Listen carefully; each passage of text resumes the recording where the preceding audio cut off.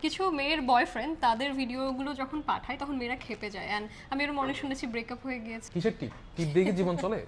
মানে ব্যাপারটা মনে হয় এটাই দাঁড়াইছে। I actually don't know the answer. টিপের ভালোবাসা, ওই কাচের চুরির ভালোবাসা নাই। এক জোড়া স্নিকার্সে খুশি হবেন? না নো। যখন আমরা প্রেম করতাম তখন কিন্তু ঠিকই এক পাতা টিপ কিনে দিলে মেয়েরা খুশি হইতো। বয়ফ্রেন্ড একটা সস্তা কাচের চুরি কিনে দিলে মেয়েরা খুশি হইতো। কিন্তু এখন কেন সে এই কথাটা বললো? এটার জন্য কেন ছেলেরা তো রাগ করতেছে? মেয়েরা রাগ করছে, মানে মেয়েরা রাগ করতেছে? রাগ কেন করছে?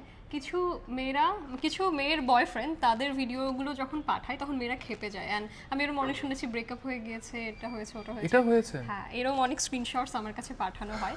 তো তাদের মাঝে যেন একটা গুড বন্ডিং থাকে, যার জন্য বয়ফ্রেন্ডরাও আমাকে পচিয়ে দেয় একদম। মানে তারা আসলে কি চায়? তারা আসলে টিপ চায় না, তারা আসলে ইয়া চায় না, এসব কাচের চুরি চায় না, তারা চায় ফ্ল্যাট। তারা চায় তাদের বয়ফ্রেন্ড তাদের ফ্ল্যাট দেয়। কিসের টিপ? টিপ দিয়ে কি জীবন চলে? মানে ব্যাপারটা মনে হয় এটাই দাঁড়াইছে। I actually don't know the answer. এই সত্যিকার ভালোবাসা হারিয়ে গিয়েছে। টিপের ভালোবাসা, ওই কাচের চুরির ভালোবাসা নাই। হয়তো বাট আমি একটা সাদা গোলাপে খুশি, আমি একটা টিপের পাতায় খুশি, তবে আমি খুব আপনি- ছোট ছোট জিনিসে খুশি। তবে আপনি এক জোড়া স্নিকার্সে খুশি হবেন? না নো। She said no.